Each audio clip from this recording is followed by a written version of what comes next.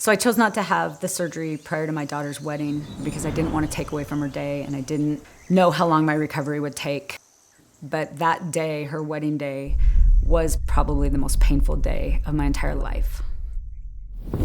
I had shooting nerve pain down my legs. It was hard to stand. It was just taking every bit of energy to get through that day. Chronic pain is so debilitating and it's exhausting, and I just felt like I was living in a state of exhaustion all day long.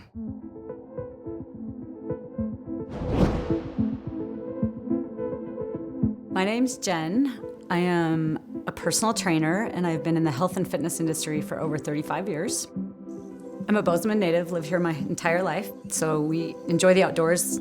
We like to hike and ski, bike and run, and so we spend a lot of time outside. Here we go! Back in 2016 was when I first started to notice pain in my low back, especially when I was working out, and that would kind of go away, but then it became chronic. It was all day, every day, and I could no longer hike because I could no longer stand up straight or walk. I wasn't running anymore. We didn't travel as much. I feel like my life got really small. It was hard to just get through a day.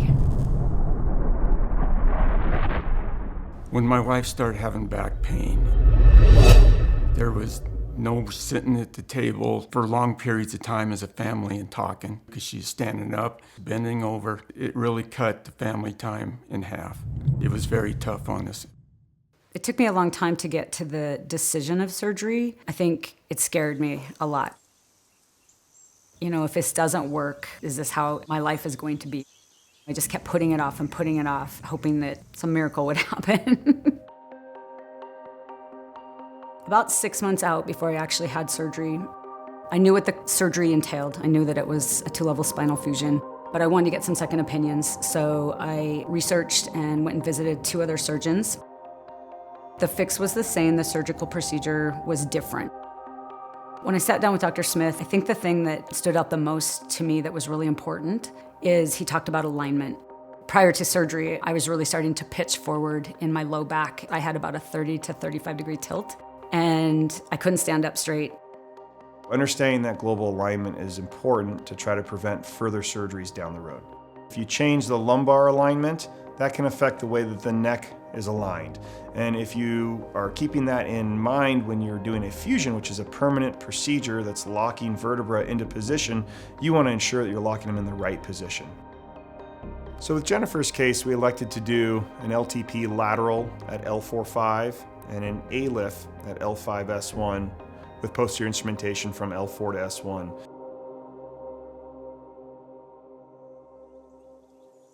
So the day after the surgery, I got to see her walk the first time being repaired, and it was the most amazing thing. I could see her back straight.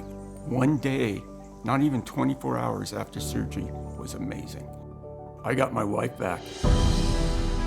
Those first steps without pain were full of joy. It felt so like it had been so long that I didn't even know what that felt like again, to stand up straight, to not have pain.